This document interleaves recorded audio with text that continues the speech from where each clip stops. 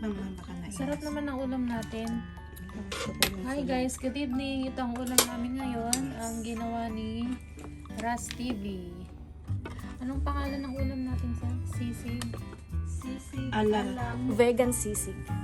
Vegan sisig ala. With Ras. vegan meat, homemade, and tofu. Yeah, tofu. And meron din kami. May papindot. Chicken. Chicken. Ay, na, Kain. Uy, ang ganda ng pan natin.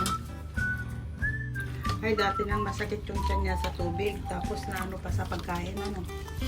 dun sa Yung unang kinain. Sa unang kinain niya na sa first day pa lang kasi dun nag-start yung ano, pag ganyan niya. Tapos, syempre, hindi na agapan agad. Oh. So, nagtuloy-tuloy siya. Ang Dehydration. kapay lang na ron. Pang-rehydrate. Okay, bakit?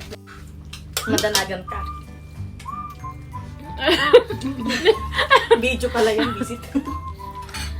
Bastos kasi agrede kami ko na mata kas tumiti tsurat me. Amo boss ata.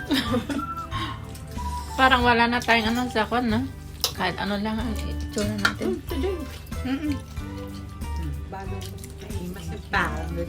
Ang kakontot yan. Tikim ka lang tatlo, te. Iwas mo na trabaho ko na. Ay, oo, kapag noodles pala maano na. Bigat din sa tiyan yun. Talaga, ano, talaga, pinugbog lang pwede. Guys, ang sarap ng ginawa ni Ras TV. I-text ko lang. I-text ko sa inyo. I-text ko lang. Eto guys, Paano oh. ingredients?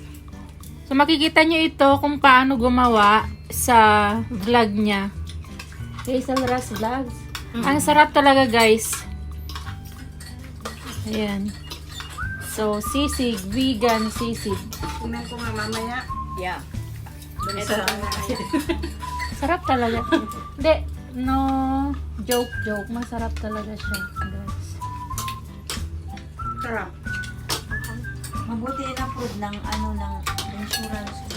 Alin? Yung ano ko, check up ko. Mataas yung insurance mo siguro, te. 500? Pinakamababaw ka ba? Hindi naman. Check up lang? Mm. Okay lang. Nabili din ng kamo. Yung insurance namin natin din strict ko. Oo, te. Kasi check up lang naman. 20 lang yun. 15. May binayaran ako yung consultation, 6 dirham. Okay na yun. Tapos yung gamot, 14. Babay na tayo. Yun Bye. lang guys. Bye! Bye guys! Thank you for watching. Please don't forget to like, comment, and subscribe. Bye! If you want more video, click here.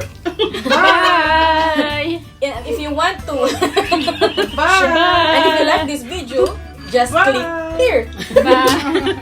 Kulit guys, no? Kulit. Epekto ng sisig ni Hazel Ras.